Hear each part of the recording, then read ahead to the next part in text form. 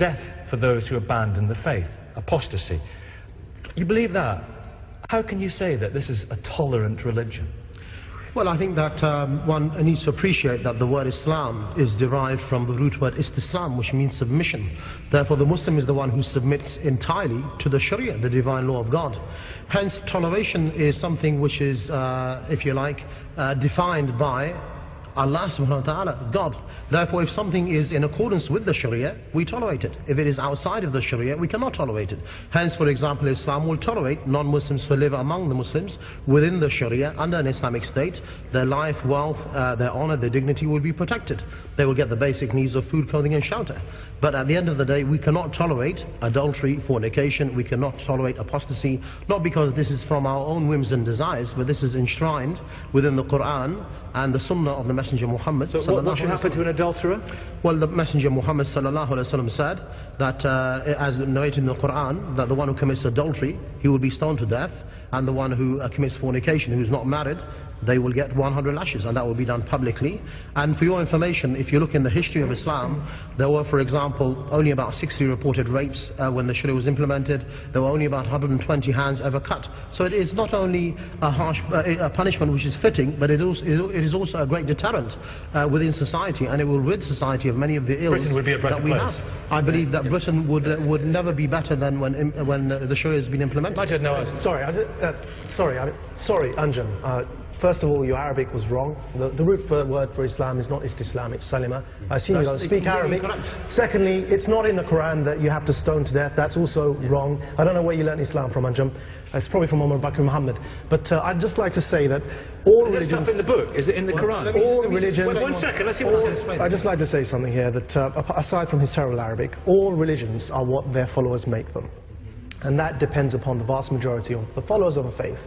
Whether it's Christianity, Islam or Judaism. No one religion should be singled out to say that this particular religion is intolerant. In the medieval period, Pope Urban II launched the Crusades in the name of God. And today we have people like Anjem speaking the way he just did. I think the difference is that the problem today happens to be that many Muslims have subscribed to something we call Islamism, whereby they believe Islam is a political ideology that must be forced upon people in their preference is at the end of a sword. Is he a real Muslim? Well, can I just is he a real Muslim? In the Quran, Allah said, He said, whatever the Prophet brought, take it. Whatever he left, leave it. So everything is enshrined within the Quran, which is explained by the Sunnah of the Prophet's sayings, actions, consent. But can I just say that, you know, the lady there is not the only one from the Council of Ex-Muslims.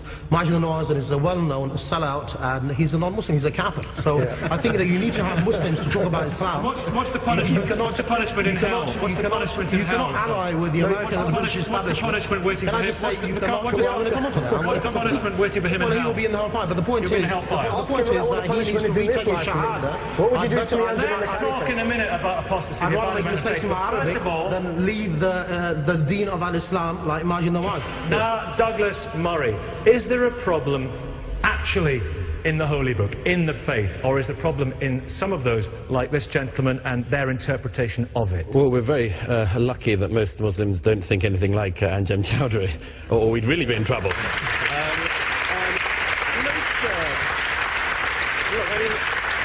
Most Muslims, both in Britain and across the world, are law-abiding, decent people for whom their faith is an important part of their lives. However, there is an awkward thing about Islam, which is that Islam's religion, its founder, was a more violent man than, for instance, the founder of Christianity. I'd give you an example. I mean, if Christ, I'm not a Christian, but I have no truck in this thing, but if Christ had been a warrior, had killed people he captured, Christianity's history would be even more violent than it has been. I'd give you one other example. When a woman is brought in adultery to Jesus, he says, he who's without sin casts the first stone. When Muhammad has a woman brought in adultery to him, he orders her to be stoned.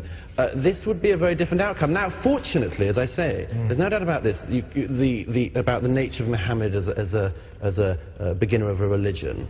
There's no doubt about that, but there is also no doubt about the fact, as I say, that most Muslims don't behave in that way. Because religion is open... Sorry, Douglas, that's untrue. It's untrue. You've deliberately picked on one example, and that is Jesus Christ, the prophet of God. Before that, there were many other prophets that Christians also believe in, such as the prophets of the Old Testament, who launched wars, who were kings, King Solomon, King David. And so hold on, Douglas, I'm making a point here, which is that prophets, during those times, some of them fought, some of them didn't fight, some of them it's disputed whether they fought. The point is that all religions are interpreted. We can't say here that Islam is one thing or another. But Jesus' message is very clear. He never said to stone anyone to death, Jesus, did he? I think it's disputed, even the fact that the Prophet Muhammad stoned people to death. That's not a fact. That's not a fact.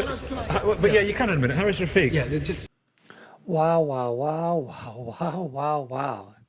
Did those fireworks, they were flying fast, furious, and fiery. Anjem Choudary was he just basically laid it out. There's no black and white, I mean, right? There's no gray. There's no gray area there. It is black and white with him. This is the way it's going to be. We want a theocratic state. We want the kingdom of Islam to be the dominant religion in the whole world. We want to start it off here in the British Empire and expand from there. That's exactly what we're looking at, a theocratic state, and everybody will be subjugated to that, whether they're Christians or atheists or Jews or Hindus or whatever. And it is that theocratic state, that caliphate, that they're talking about establishing here, where there will be no separation of church and state. Because one thing in Islam, there is no separation of church and state. So if an Islamic government, and there's 50 plus nations right now, I believe, that are Muslim, maybe slightly more, but they are Muslim majority nations. If they want an Islamic form of government, if they want to be a political form of Islam, if they want to be theocratic, if they don't want the separation of church and state, that's up to them, because the people have decided to vote in that direction. If they want to implement Sharia, they can. And I'll tell you, the implementation of Sharia, it is different from one Muslim country to another Muslim country. Something that would be considered to be against a religion in one country is perfectly fine in another country. I mean, for example, it's Sharia law in Saudi Arabia for a time being was women couldn't drive. Now tell me, was there any motor vehicles during the time of the ancient prophets? Of course not. Where did this come from? It was a man-made law, cultural. The Arabs, the men didn't want their women driving. Somebody put it in the religious format and said that's Sharia law. Nowhere else is that found, but it is Sharia law, or was Sharia law a part of the Saudi kingdom until just recently, where women were given the allowance to drive now. So what's happening is that you have interpretation, you have doctrine that is coming from the scriptures, and then you have people, holy men, saints, Sufis, that are putting their own interpretation into it, and now you have an amalgamation of something that either somebody is say that this we believe is completely divine scripture, it is apart from any man-made interpretation, or this is part from what God has said, but a man has said something inside here, or a jurisprudence scholar has, interpreted it this way, and this is the direction we're going in, and another Muslim state says we're going to go in another direction. That's all fine and good. But getting back to the thing is that we cannot allow a theocratic Islamist state to take foot in Western Europe or on the shores of the United States of America or any place else, especially in countries that are not Muslim. They're Judeo-Christian or Western European. They've got that Judeo-Christian philosophy from which they sprung forth. Those, Anjem Choudary wants to wipe those out. That's Islamist thinking, complete, and needs to be, just absolutely needs to be challenged in every way, shape, and form. He can voice those opinions, that's perfectly fine.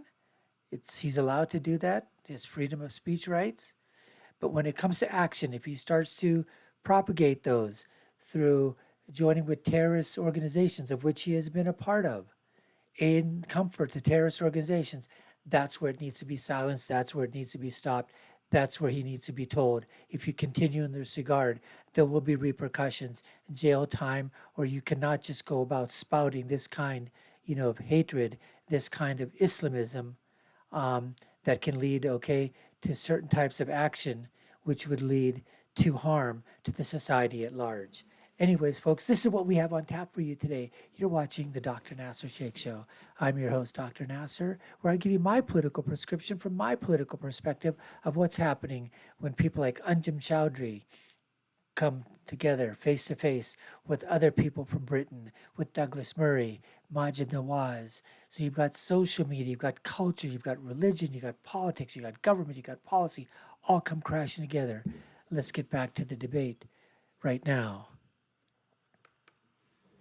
Prophet ordered people to be stoned to death. Right, okay. That case itself was where the woman insisted that she had punishment. There was one case where the woman was stoned, and that was when she came to the Prophet Muhammad, peace upon him, and said, I have committed adultery. The Prophet, peace upon him, turned his face away. She asked him again, I've committed adultery. Only when she asked the third time for a punishment was the punishment insisted on. That is the only Should he case. not have still said no?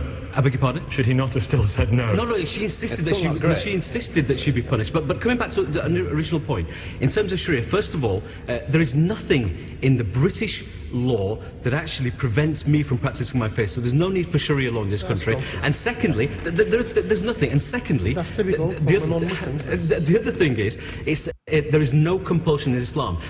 In terms of Anjem classifying myself or Majid or anybody else as a non-Muslim, Sharia, then maybe we could call you a Muslim. well, at the end of the day, there are three things that make up a Muslim: Islam and Iman, and from that we get the Sharia. There's the other thing that Anjem seems to be forgetting about, that is tasawwuf, the state of ihsan, being a better human being, worshipping your Lord as if you can see him, because even if you can't, he can see you. That's how you treat your labours, the spirit of the Lord. Okay, what is the problem? Mariam, you abandoned your faith. Mariam, you're an ex-Muslim.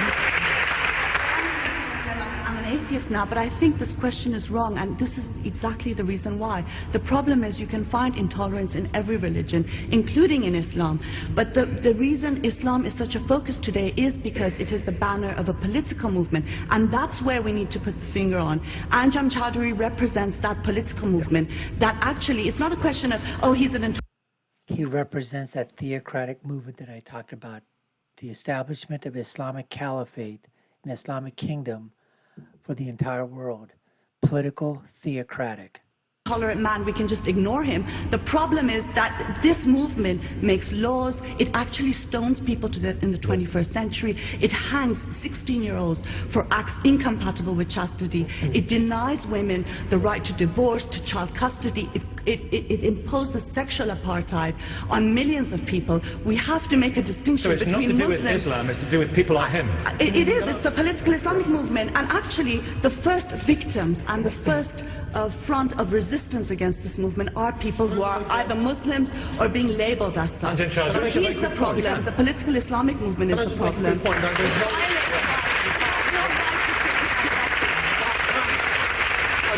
point that people say that you can be a gay Muslim, you can be a political Muslim, you can be a radical Muslim. There's only something called a Muslim. The Muslim is the one who practices a religion and he believes in Islam and he accepts all religion. The other thing I would say is it's very rich of Douglas Murray to talk about a religion being the Islamic religion being violent when he believes in the occupation of Palestine. He's the one who supported the American government in their campaign in Iraq and Afghanistan. So you are a very political animal, aren't you? The point is, Islam has something to say about everything in our life, including what people like Douglas Murray and the Salah Majid Nawaz have to say. Okay, Ankraya, frankly, the image problem that Islam has with some people in this country, is he actually the problem? Yes, I'm afraid to say people like him. Mr. Choudary is the problem because I have 20% of my constituents are Muslims, and of those 20%, I would say the vast majority have very similar views to myself and other friends here today. They are tolerant and they don't take the views of Mr. Choudary. Unfortunately, the ones with the biggest mouths in Keighley are the ones that get listened to, and I'm not even saying that they are like Mr. Choudary, but they do have fairly intolerant views. So a lady who came up there, the MP from, I believe the district Keighley or the city Keighley, she said that 20% of her constituency, was Muslim. And like she said, the majority, hardworking, going to work in the morning, getting their kids off to school, trying to put, food on the table, put some money away, send their kids to college, get them married, have grandkids, celebrate, what they need to celebrate in their religion, and just and be part of the community. And basically, that's it. Be a good Britisher. Do what you're supposed to be doing, and not being and not getting into these type of situations, or trying to have that mentality that you're superior, that the religion is superior. And that could be said of any religious faith or any ethnic faith. That's not what we want. We want to live harmoniously together with our friends, neighbors, and our community. Sure, we're going to have differences of opinion, differences in food, differences in what we eat, obviously, differences in thought, differences in, obviously, religion, political, all that. But you know what? At the end of the day, we are part of one nation. And although it is very difficult to sometimes put those things aside, the question being is that it should never come to a point of where you're elevating whatever it is that you believe to be thrust, to be forced upon the rest of society. You want to do it in your own home, you want to practice whatever it is you want to practice in your own home without doing something illegal, go ahead and do it. But don't force that or expect that belief to be upheld or to be done or to be accepted in somebody else's home if they don't want to do it that way. Anyways, folks, we appreciate you taking the time to watch. You've been watching the Dr. Nasir Shaikh Show. I've been your host. My name is Dr. Nasir. If you haven't done so already, subscribe to the channel, like, share, and follow us. You all know what to do. Share your comments below. We'd love to hear from you. Check out our other video links above and below. My final thought, as always, when you're right, you're right. And when you're left, you're wrong. Until next time, folks, take care and stay safe.